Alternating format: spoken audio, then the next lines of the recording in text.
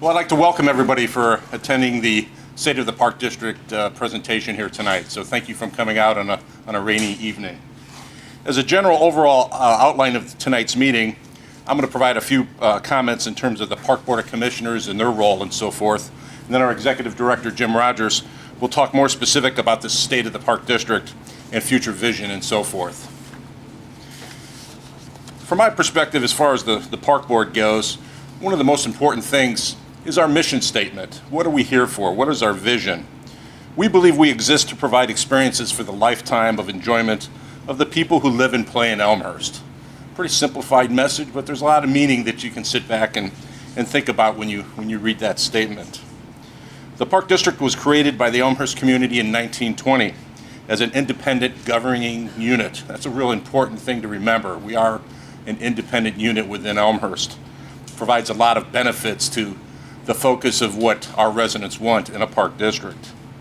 The district is led by a 7-member board, a volunteer elected board of park commissioners. The district levies a separate tax to provide parks, facilities, recreation, and so forth for the district residents. The Elmers Park Board of Commissioners is largely an elected 7-member board. It's elected to 6-year terms which stagger every 2 years. They serve without compensation and provide strategic long-term direction to the staff in the district. They provide oversight and policy management rather than involvement on day-to-day operations. They hire the executive director, and they help lead and develop his career path as well. They approve tax levies, budgets, and large expenditures. They participate in major activities and decisions that seek to achieve community or individual benefits for the Elmhurst residents. Larger atypical decisions can require more extensive park board involvement, such as, water detentions and things like that. And we can spend a lot of time being very deeply focused to make sure we're doing the right thing for the communities on those items. Activities and decisions of the board seek to achieve the following overall major benefits. We look at community benefits and we look at personal benefits. Community benefits, we look to protect and improve the physical and social environment that we live in. We look to protect and improve the natural environment that we live in. We look to create beauty wherever we can in the community. We look to influence the urban form and the built environment towards improving the enjoyment of that environment. We develop parks and programs that are a source of foundation and community pride for everybody in Elmhurst. We look to build strong families and strong communities. Those are the community benefits. As far as personal benefits to each of us, we like to provide benefits which enhance the enjoyment, health, or self-esteem of any individual living in Elmhurst. We look to create opportunities for fun, play, entertainment, socialization, and by providing fair and equal access to all facilities and all parks. We look to teach skills which encourage a lifetime of varied use and leisure time and enjoyment. We look to facilitate everybody's health and fitness as much as we can. And lastly, we like to kindle self-esteem through recreation that offers opportunities to balance everybody's personal life and provides alternatives to less constructive behavior, meaning doing something fun in the parks. So with that said, from a Park District Board of Commissioners standpoint, I'd like to turn it over to our Executive Director, Jim Rogers.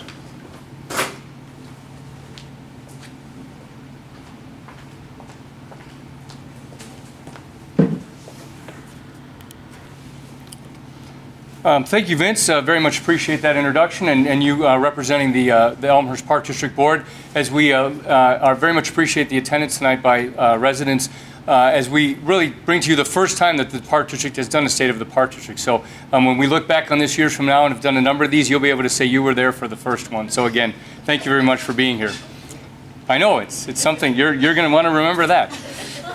But as Vince said, the Park District hires one employee of the district, that's myself as the executive director, and then I'm responsible for the oversight of 6 functional departments. And you see these throughout your day as you go through the district. Those include parks and facilities, recreation, enterprise services, which consists of Courts Plus, Sugar Creek Golf Course, and the operations at the Wilder Mansion. Our marketing and communications department, of which this program is a new initiative. Our finance and human resources department, and of course our information technology department. As Vince alluded to in his opening comments, the Park District provides a number of things, really a wide array. And one of the things that's always interesting is when we have new elected officials come onto the board, sometimes they're surprised when they learn the full array of services that just kind of go on day to day throughout the community, and you don't really necessarily have a chance to step back and take note of on a daily basis. Those things include parks, trails, gardens and open space, recreational programs and services, of course, access to nature, preservation of the environment, and then one thing that isn't really thought about, but is jobs and employment in this community.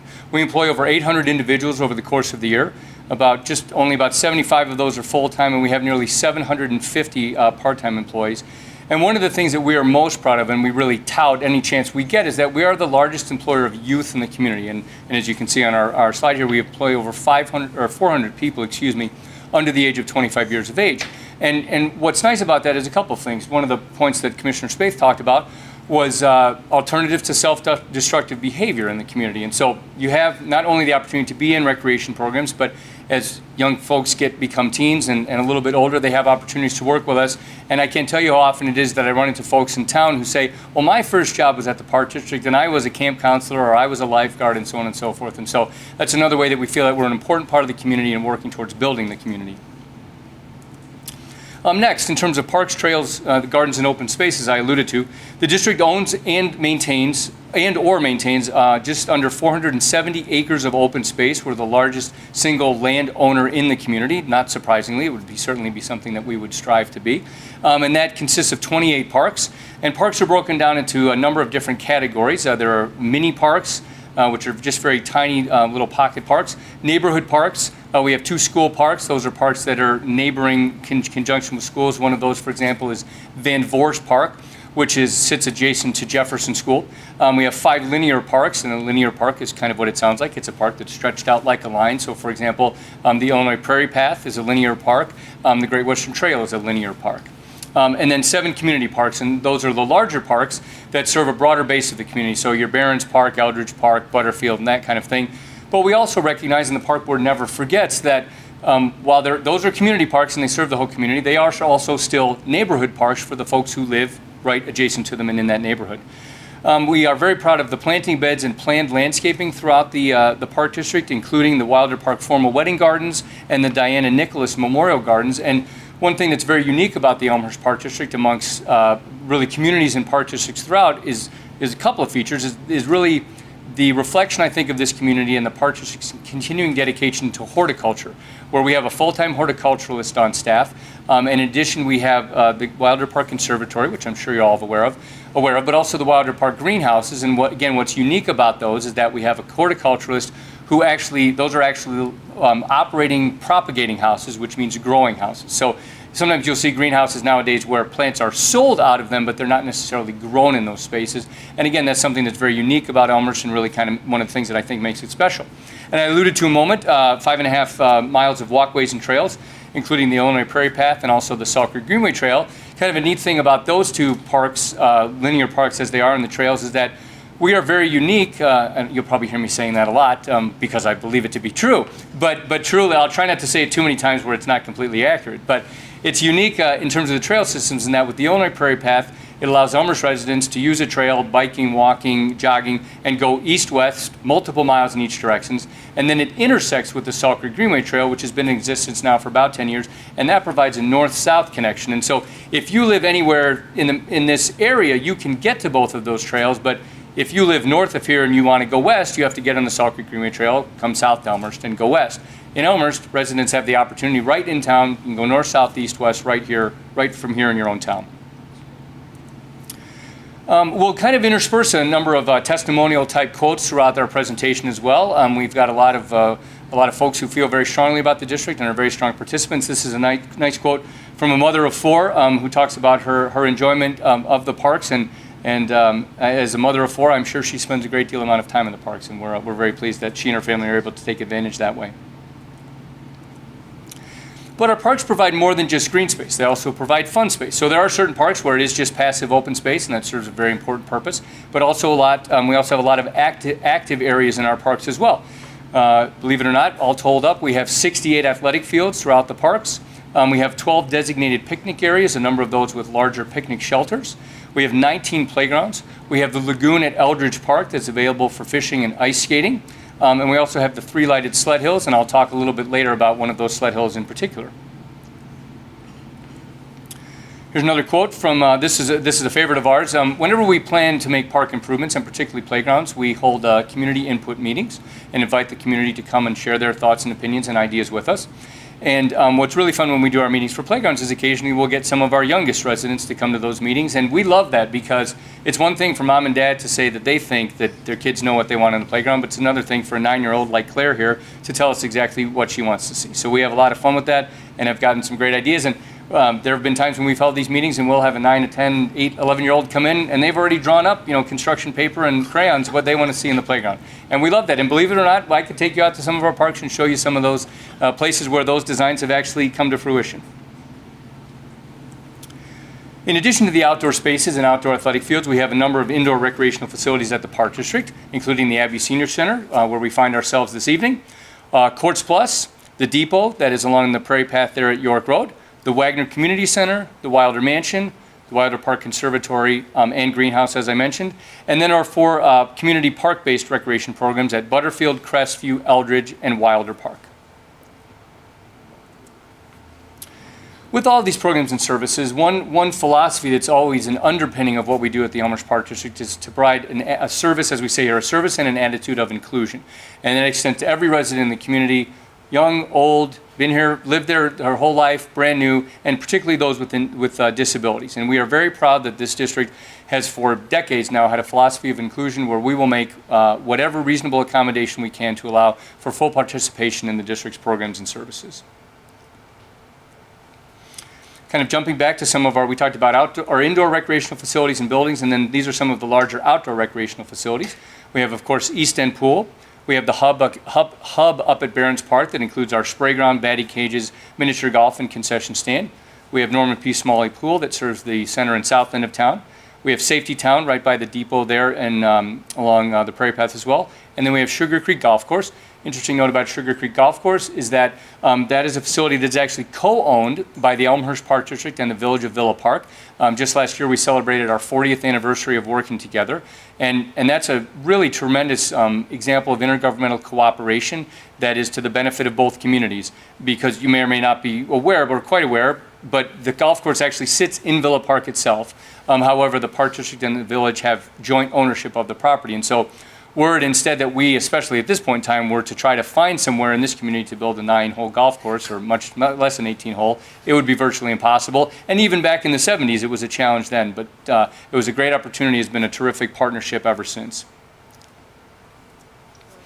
In addition to our facilities, so in all those facilities, we offer dozens and dozens of programs for children, and I'll talk more about for children of all ages, but particularly for children, we offer a safe and engaging before and after school program, which is called Recreation Station. That's another example of a terrific intergovernmental cooperative where we work with School District 205 to provide that.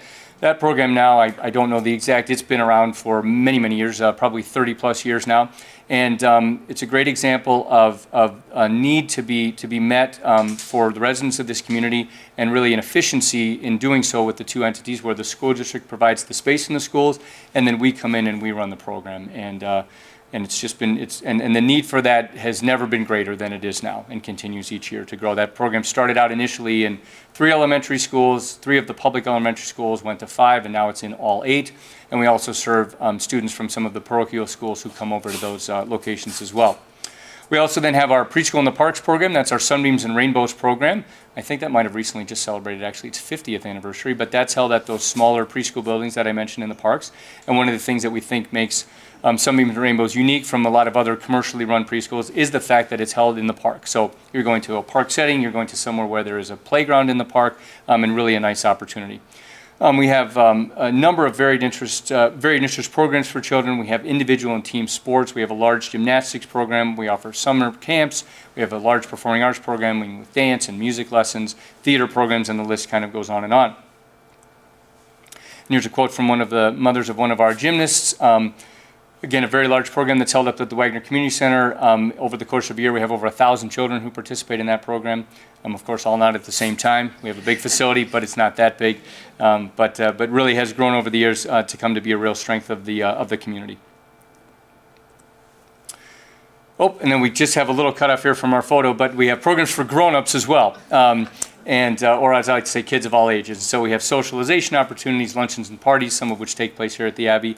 But we have trips and educational programs as well, and those are intended certainly for seniors in the community, but also adults of all ages. And then another thing that's very important, as we all know, and I'm sure members of those attending tonight could vouch for this, volunteer opportunities. And that's another thing. In addition to employing youth in this community, we also provide many volunteer opportunities that serve not only youth, but adults as well. And again, I think another strong component of Elmhurst is that want and desire to give back. We have hundreds of volunteers who provide thousands of hours of service to the district. Here's a quote from one of our participants here at the Abbey, and actually, believe it or not, she's standing literally about right in front of where I am right now when we took this photo, volunteering at one of our luncheons. And we certainly appreciate volunteers like Barbara here.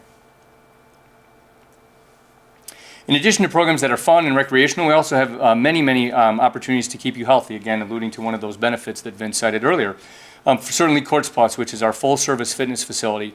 One thing I'd like to mention about that, for those of you who may not be aware either tonight or watching this on video, is that Courts Plus is a facility of the Elmhurst Park District, but it is not supported by tax dollars. It is completely supported by the membership dues and fees that folks pay to use the facility and be at the facility. And that has been the case since its inception.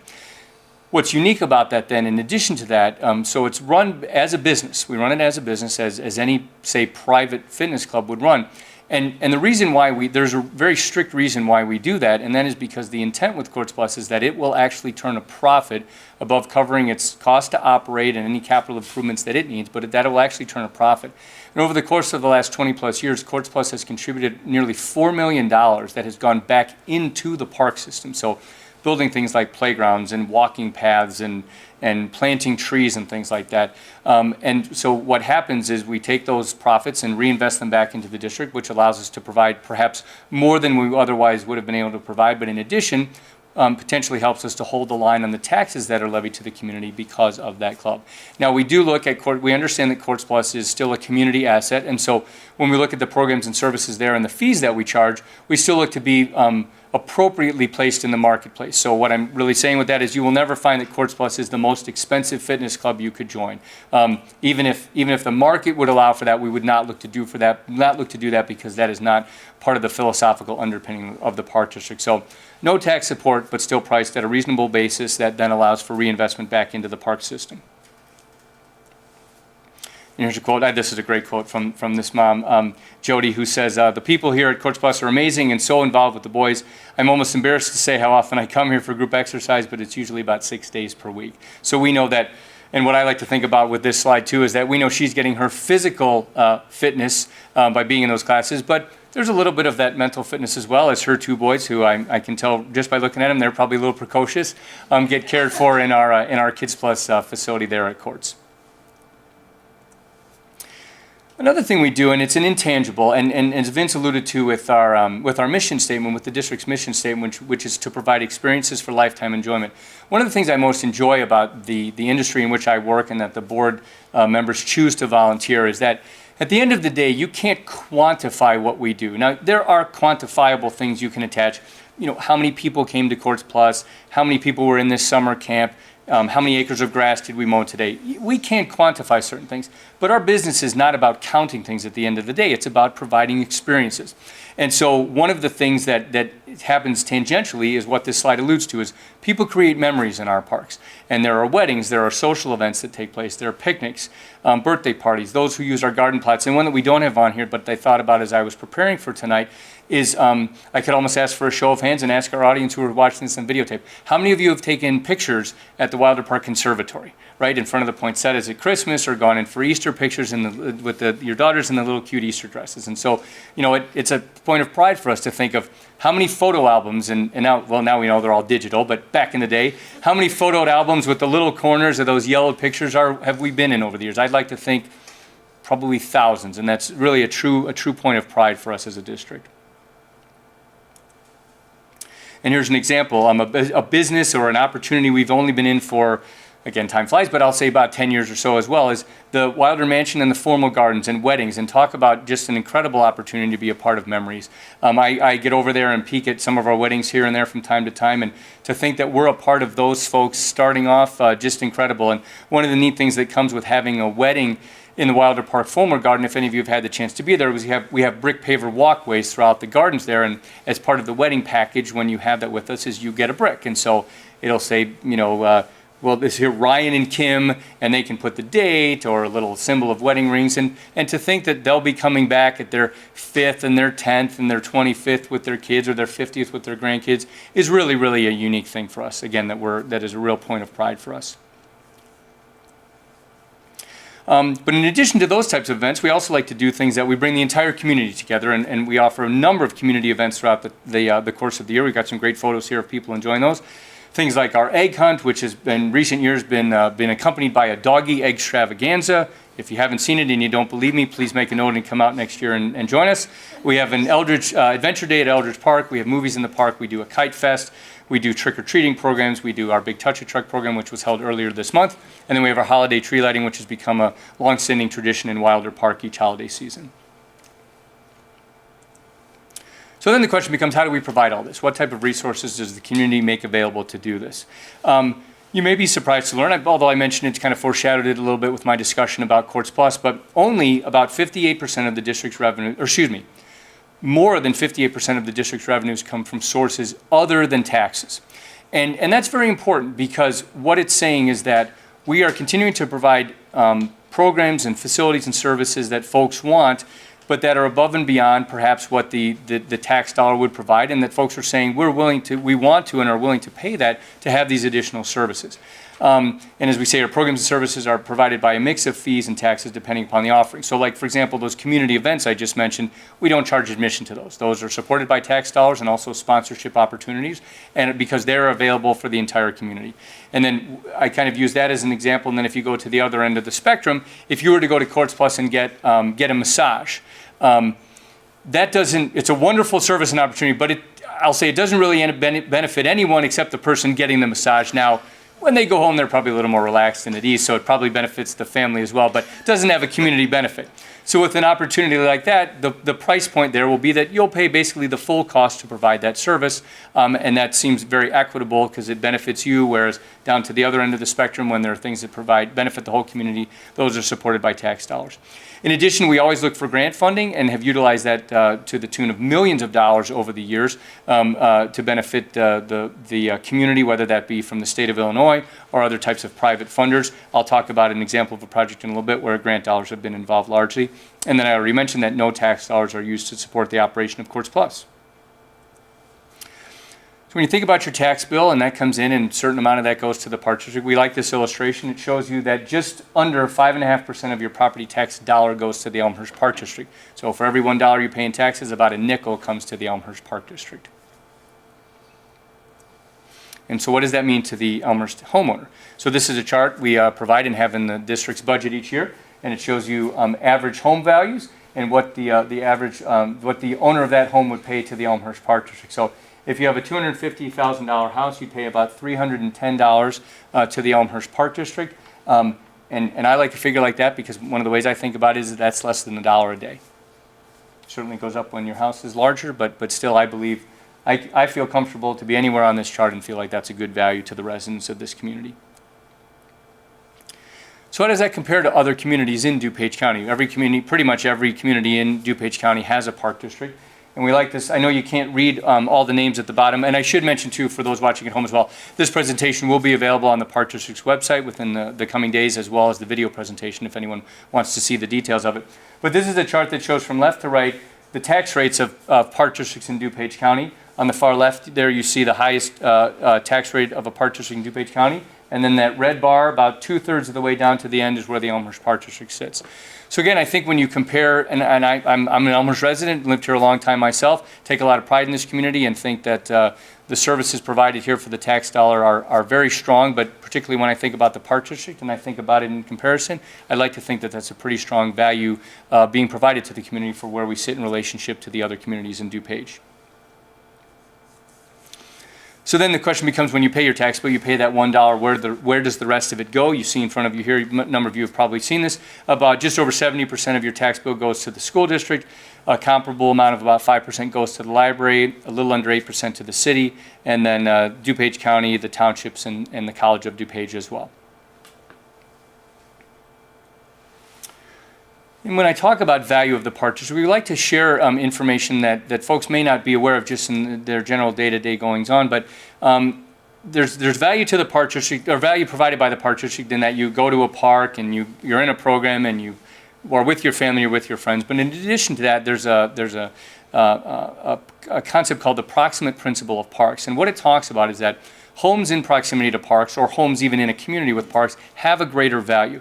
And research shows that buyers are willing to pay a larger amount for property located too close to parks and open spaces, and also that properties tend to show increases in value compared to properties that are outside a park service zone. So if you're far away from a park, you might have the same house as someone closer, and the home that's closer would have a greater value. And then the final one there, that a good local park adds more value to the remaining land in the residential area which it serves than the value of the land withdrawn to recreate it. And what that's saying is that if you took 4 or 5 residential lots in a neighborhood and you converted those into a park, the value of all the homes around would go up greater than the value that would be lost by taking those homes and turning them into a park. So it's just a nice academically backed research that really speaks to the value of parks. And then we also bring some survey results, one that was conducted by a statewide association that says that 9 out of 10 Illinoisans believe parks and open space improve local property values. In addition, in surveys that the Elmers Park District has done, 70% of Elmhurst residents feel that the taxes they pay to the Park District represent a good to excellent value. And one of our favorite statistics is that 85% of Elmers families report using or visiting a park or facility in the past year. And we talk about that a lot of times too, where sometimes we'll talk to folks who say, well, I don't use the parks. And sometimes you might be talking to the folks as they're making their way through the park walking their dog. And they think that, well, I'm not really using the park, but in essence they are. And so use of parks can be very, very active, or it can be that time that your grandkids come and visit and you take them to the playground, and maybe you do that only twice a year. I've even had folks tell me who work downtown that they drive down Prospect Avenue and they'll drive by the gardens at the Wilder Mansion and they'll say, I'm real busy, I travel a lot for work, I hardly ever get to spend any time in the parks, but when I drive by those gardens each day on my way to the train and I see those, it gives me a moment just to kind of reflect and think, and how much that means to folks as well. So we like to think that we provide value and impact folks in a lot of different ways. But that doesn't mean we're not without our challenges. I think we're all living in Elmers. We sometimes, in a good way, we kind of get that sense of it's a utopia, and it is a wonderful community. As I said, I live in town, I'm raising my family here, but the board is faced with challenges, and we are a staff to continue to provide those level of services. Some examples: there's talk in the state of Illinois of a potential local property tax freeze, which has benefit on one side, but also could have impact to your local communities and their ability to provide services.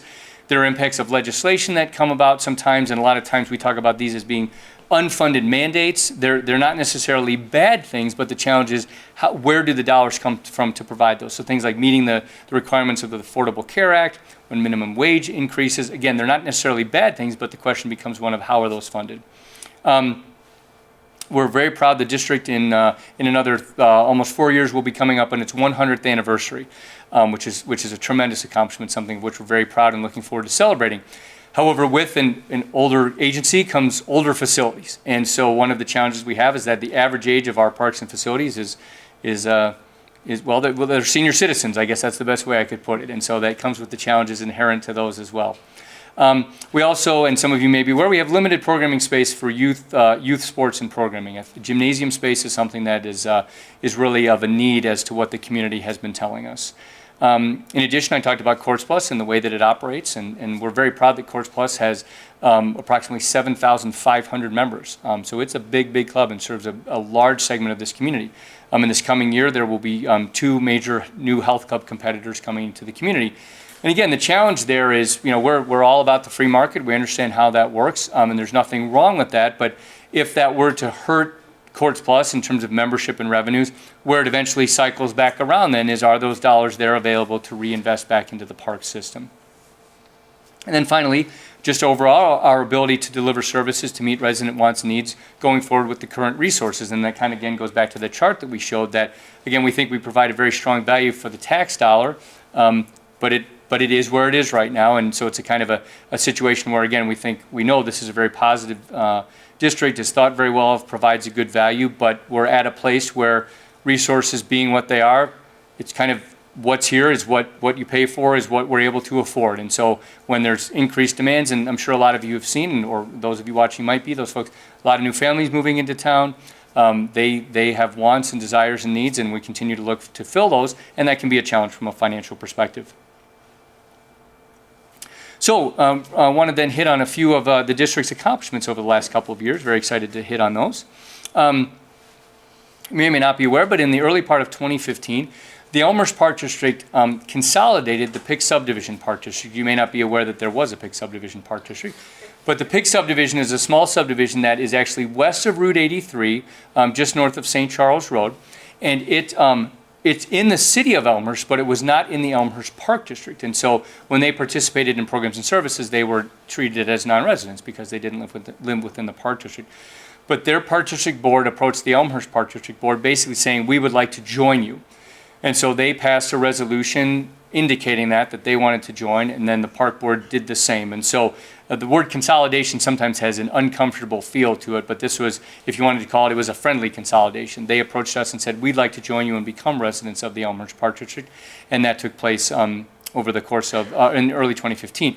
And what's nice about it, from the perspective of those who are already living in the Elmers Park District, is the fact that well, it's kind of a good or a bad, but from a resource perspective, the Pick Subdivision Park District doesn't have any parks, doesn't really have any physical assets. So really what it did was it added more residents to the Park District and participants for programs, but didn't put more of a burden on our ability to maintain. Next, stormwater management. As Commissioner Spaeth mentioned earlier, the district for the last couple of years has been involved in a number of negotiations with the city of Elmhurst to try and help the community address the stormwater needs. Those began in late summer of 2013. And quite frankly, it was a very challenging situation, and I'm sure you read about it in the newspapers or heard about it here and there. And what we like to talk about is that the reason why it was so challenging, it was one of the first things that Commissioner Spaeth alluded to, is the residents of this community back in 1920 said they wanted to have a separately elected park board and park district that would be separate from their municipal government. And I wasn't there, but one of the reasons fundamentally that's generally done is because there wants to be an assurance that preservation of open space and provision of recreation will be treated as a priority and not get lumped in, so to say, with other municipal services. And so that's been the case for nearly 100 years, as I said. So you have one entity, the city, and part of their mission is infrastructure and stormwater management and economic development. The Park District's mission is preservation of open space, provision of recreation programs and facilities and offerings. And so the question then becomes, how do you bring those two together? As we note here, open space is vital to the health of community, and the Park Board knew that a decision to provide use of parkland for stormwater detention would encumber it into perpetuity. And that's the challenge, is what are they going to say in 50 years when they look at this park and say, you know, how come they decided to turn this into a stormwater detention basin? So it was a very challenging situation for the Park Board. The city's proposed solutions would only impact 11% of the overall homes that the city identified as needing help. So the Park Board, developed 3 criteria to evaluate these solutions. They wanted to help the city if possible, ensure that the park sites, if used for detention, retain their recreational function, and ensure that any decision would not adversely impact park neighbors. So here's a quick chart that shows, basically, and I realize not everyone in the audience can probably see it at the moment, but what it shows is the big green is the remaining homes in the city of Elmhurst that will need assistance outside of what the Park District can even provide. So the Park Board agreed to help the city at York Commons Park, which will provide assistance to 38 homes on Crescent, and then also at Golden Meadows Park, and that will provide assistance to 20 homes along Pine and Avon. 3 other parks were talked about that would provide benefit to about 11 other homes in total, but the Park Board at this point has decided not to move forward with those without looking at some other alternatives first.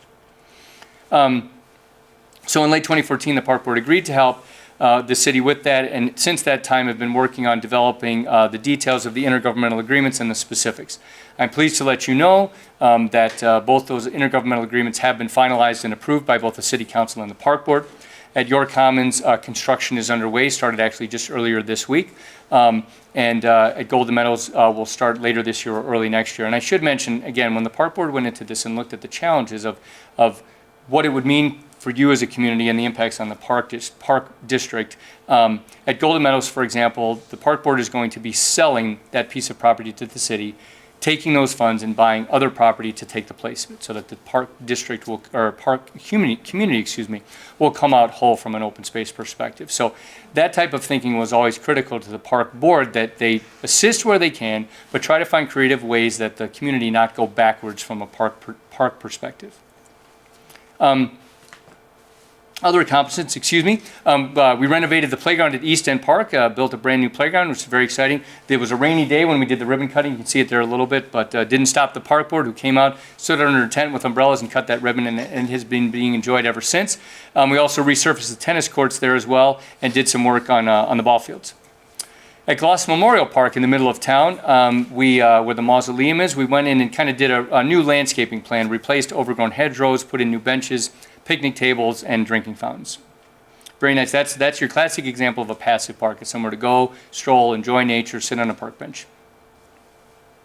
I mentioned sled hills earlier. At Allison Park, which is just down the block here from the Abbey, down on West Avenue, we re-engineered the sled hill there. It's the beginner sled hill in town, and we're very proud that we have multiple sled hills in town, where if you've got a little one and they're too afraid to go to the big ones, we've got this nice little beginner sled hill at Ben Allison. It's been renovated, so it's got a safer run, it's more accessible to access, and we're looking forward to its first winter of operation coming up.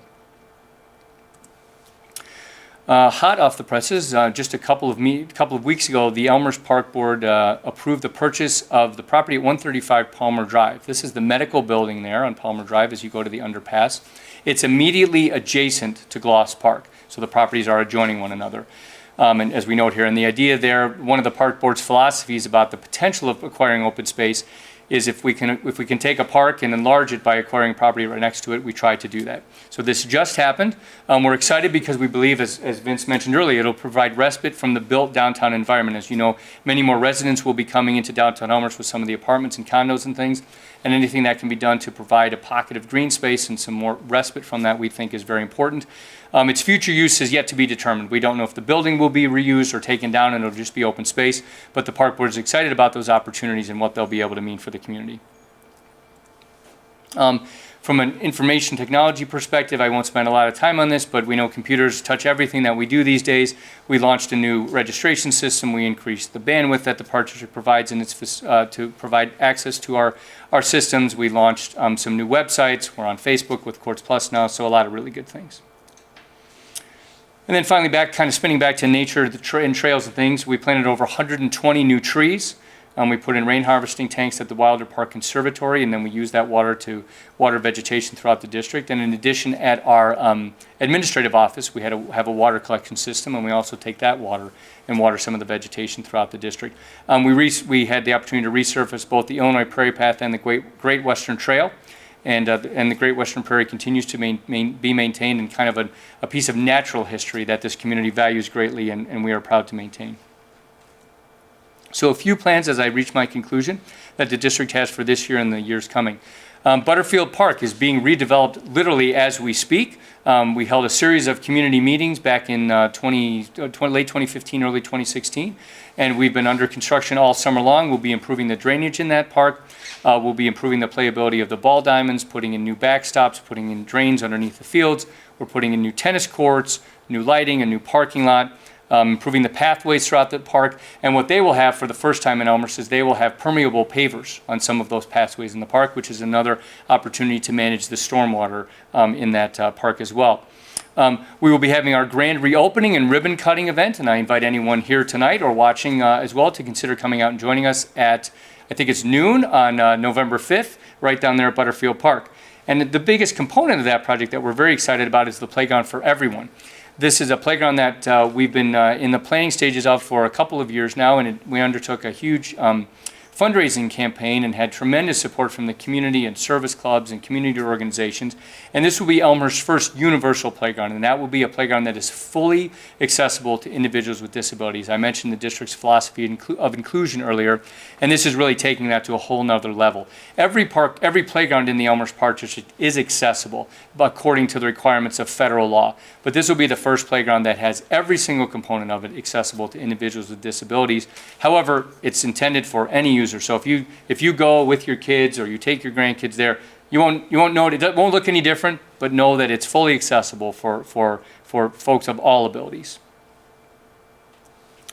Prickett Park is our next park and playground that we will be looking at. We held one public meeting for public input here at the Abbey a few weeks ago, and this will be planned for 2017. We're holding a second meeting on November 9th.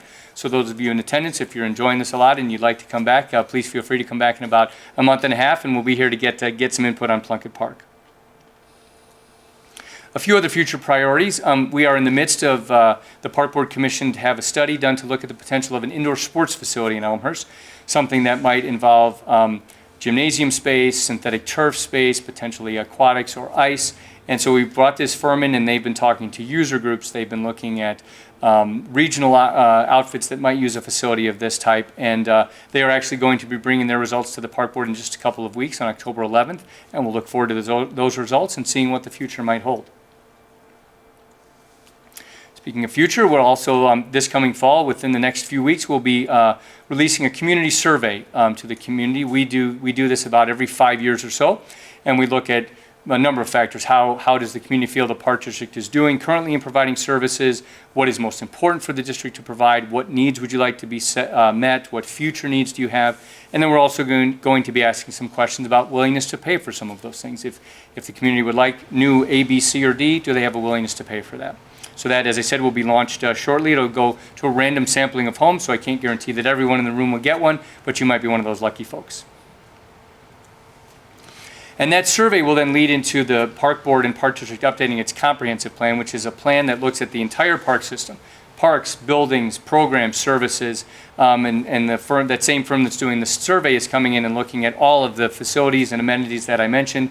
They'll be using the information from the indoor sports facility study, using the information from the community survey, and really identifying the strategic priorities for this district going forward and how we continue to meet the needs of the community as we have tried to do so for many years now. That concludes my comments, and I would be happy to take any questions if there are any from the audience tonight. Yes, ma'am. So you mentioned the tax rate, the 5% approximately. Yes. So, as you mentioned, the influx of people moving to Elmhurst, the new development, for example, where the old hospital was, and the Right. downtown. Do you anticipate, or do you have any idea of what the increased revenue may be with some of the increased residents that you anticipate? Sure. Well, so it's kind of, to an extent we do. The question asked was, what type of impact might some of these new residential properties have on tax revenues to an agency like the Park District?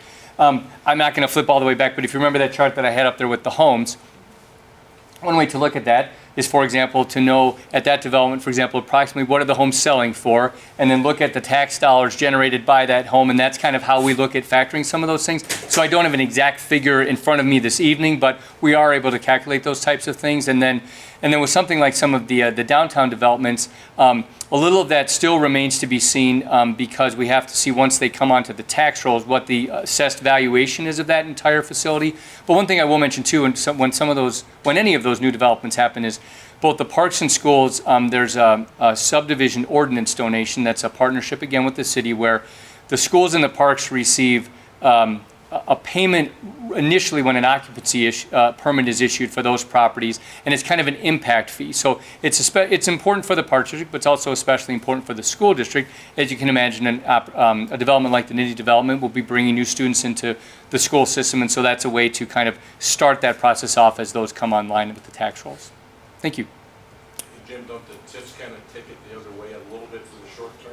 Yes, TIF districts are different, kind of a different part of that. In locations where there are TIF districts, the tax base is frozen for a certain amount of time, either 12 or 23 years.